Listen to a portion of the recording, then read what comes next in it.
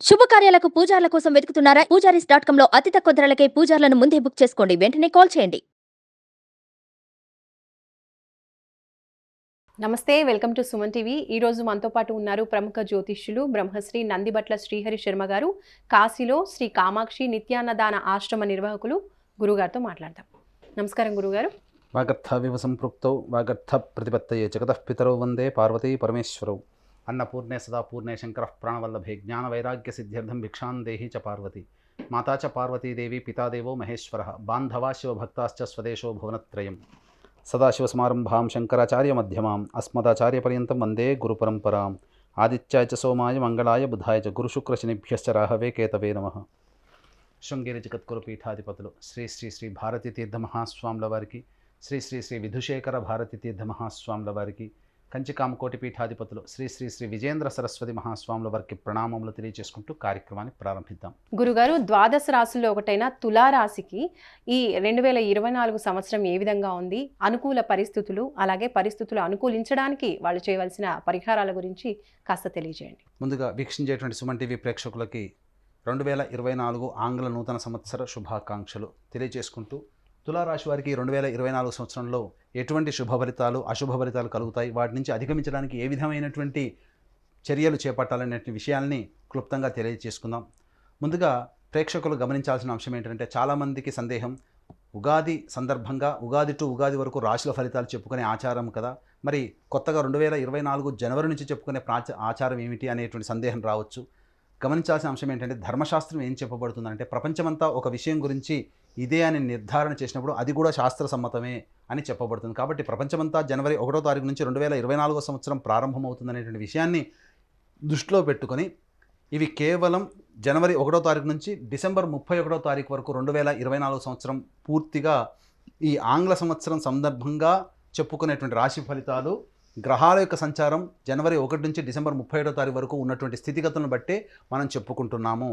కాబట్టి గమనించాల్సిన అంశం ఏంటంటే, నవగ్రహాల్లో అత్యంత దీర్ఘకాలిక గ్రహాలు గురువు, శని, రాహువు, కేతువు. గురువు ఒక్కొక్క రాశిలో సంవత్సరం పాటు, శని 2.5 సంవత్సరాల పాటు ఒక్కొక్క రాశిలో, అలాగే రాహుకేతులు చెరి 1.5 సంవత్సరాల పాటు ఒక్కొక్క రాశిలో సంచారం చేస్తూ ద్వాదశ రాశుల మీద ప్రభావాన్ని చూపుతూ ఉంటాయి. కాబట్టి ఈ యొక్క గురువు మేషరాశిలో 1 మే వరకు ఉంటాడు, 2 మే నుంచి డిసెంబర్ 31వ తారీఖు వరకు వృషభ రాశిలో, అలాగే శని ఈ 2024 మొత్తం కూడాను కుంభరాశిలో సంచారం, రాహుకేతువులు మీన కన్యా రాశుల్లో 2024 సంవత్సరం అంతా కూడా సంచారం జరుగుతుంటుంది. 21 అక్టోబర్ నుంచి డిసెంబర్ వరకు కూడా కుజుడు ప్రధానంగా కర్కాటక రాశిలో సంచారం చేస్తూ సంబంధించినటువంటి ఫలితాలను నిర్దేశన చేస్తున్నారు. కాబట్టి తులారాశి వారికి సంబంధించినటువంటి అత్యంత రాజయోగప్రదుడైనటువంటి శని యొక్క ప్రభావం సంపూర్ణంగా ఉన్నటువంటి కారణం చేత తలచిన పనులన్నీ కూడా మే 2వ తారీఖు లోపల చక్కగా చక్కబెట్టుకుంటారు.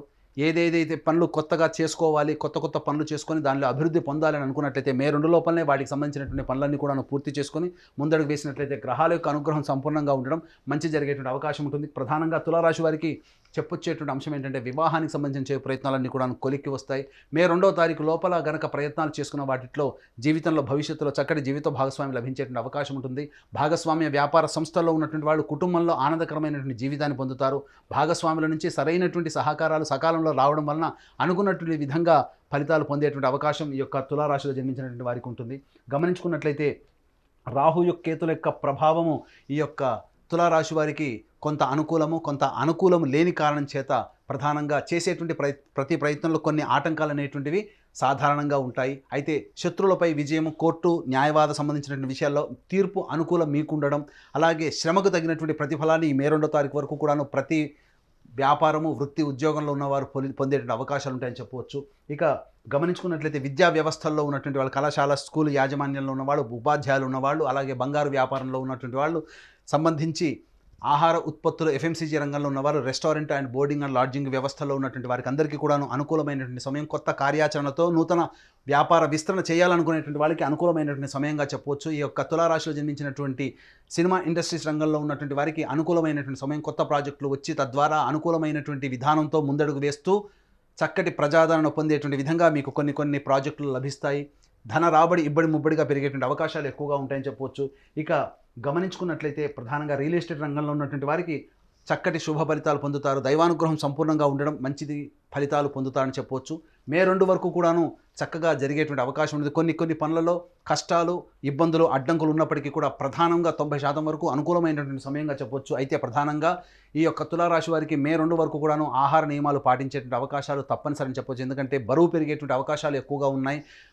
తర్వాత స్వీట్ తినాలనేటువంటి కోరిక ఎక్కువగా ఈ తులారాశి వారికి మే 2 వరకు ఉంటుంది. ఇక తులారాశిలో టైం 2 జోన్లో 2 మే నుంచి 31 డిసెంబర్ వరకు కూడాను గురువు వృషభ రాశిలోకి సంచారం చేస్తూ తులారాశికి అష్టమ స్థానంలో సంచారం జరుగుతుండడం ఇది కొద్దిగా ఇబ్బందికర పరిస్థితులు. ఏది ఏమైనప్పటికీ కూడా తులారాశి వారికి శని అత్యంత రాజయోగప్రదుడై యోగాన్ని కలగచేస్తూ ఉన్నప్పటికీ కూడాను గురువు యొక్క ప్రభావం అష్టమ స్థానంలో ఉండడం వల్ల ప్రధానంగా కొంత అదృష్టము దగ్గర దాకా కొన్ని ప్రయత్నాలు అనగా ఇంతకు మే 2 వరకు కూడా చేసిన ప్రతి ప్రయత్నం విజయవంతం అవ్వడం, మే 2 నుంచి డిసెంబర్ వరకు కూడాను ప్రధానంగా చేసేటువంటి ప్రయత్నంలో 2-3 సార్లు పని చేస్తే తప్ప ఫలితాన్ని పొందలేనటువంటి పరిస్థితి అనేటువంటిది ఉంటుంది. ప్రధానంగా హెరిడిటీగా వచ్చేటువంటి షుగర్, బీపీ సంబంధించినటువంటి వ్యాధులు, క్యాన్సర్ సంబంధించినటువంటి వ్యాధుల్లో కొంతమందికి బయటపడేటువంటి అవకాశాలు ఎక్కువగా ఈ తులారాశిలో జన్మించినటువంటి వారికి ఉంటాయని చెప్పొచ్చు. ప్రధానంగా గమనించుకున్నట్లయితే ధనపరమైనటువంటి చిక్కులు ఈ తులారాశి వారికి మే 2 నుంచి అక్టోబర్ వరకు ఎక్కువగా ఉంటాయని చెప్పవచ్చు. ధనానికి ఎక్కువగా కష్టపడాల్సినటువంటి పరిస్థితి అనేటువంటిది ఉంటుంది.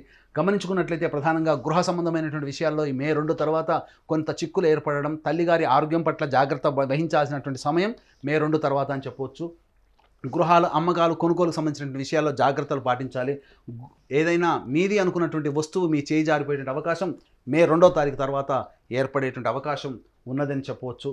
ఇక గమనించుకున్నట్లయితే ప్రధానంగా ధనానికి సంబంధించినటువంటి చేయి ప్రయత్నాలన్నీ కూడాను కొంతవరకు ఇబ్బందికరంగా మారుతాయని చెప్పవచ్చు. అనవసరమైనటువంటి వ్యయము మే 2 తర్వాత అయ్యేటువంటి అవకాశాలు ఉన్నాయి. ఇక టైం 3 జోన్లో చూసుకున్నట్లయితే 21 అక్టోబర్ నుంచి 31 డిసెంబర్ వరకు కూడా ఈ తులారాశి వారికి అత్యంత గడ్డు కాలం అని చెప్పవచ్చు. కారణం చేసేటువంటి వృత్తి ఉద్యోగంలో నష్టాలు అనేటువంటివి ఎక్కువగా ఉంటాయి. ఉద్యోగ బదిలీలు అనుకున్నటువంటి ప్రదేశానికి కాకుండా నిరాశపరిచే విధంగా ఉద్యోగ బదిలీలు ఉండేటువంటి అవకాశం ఉంటుంది. ఉద్యోగాన్ని కోల్పోయేటువంటి అవకాశం 21 అక్టోబర్ నుంచి 31 డిసెంబర్ వరకు ఉంటుంది. కాబట్టి జాగ్రత్తలు పాటించాల్సినటువంటి పరిస్థితి. అలాగే ఆత్మ న్యూనత ప్రభావం, నేను చేయలేకపోతున్నాను, నా వల్ల కాదు అనేటువంటి యొక్క సెల్ఫ్ పిటి అనేటువంటిది మీకు 21 అక్టోబర్ నుంచి మీకు సెల్ఫ్ కాన్ఫిడెన్స్ కోల్పోవడం వల్ల పోతుంది. కాబట్టి 21 అక్టోబర్ నుంచి ధైర్యాన్ని పొందేటువంటి ప్రయత్నం చేసుకుంటూ మిమ్మల్ని మీరు ఉత్తేజపరుచుకుంటూ ఈ తులారాశి వాళ్ళు కనుక 21 అక్టోబర్ నుంచి కనుక ప్రయాణం ముందుకు సాగినట్లయితే తప్పకుండా విజయం మీరే పొందుతారని చెప్పవచ్చు.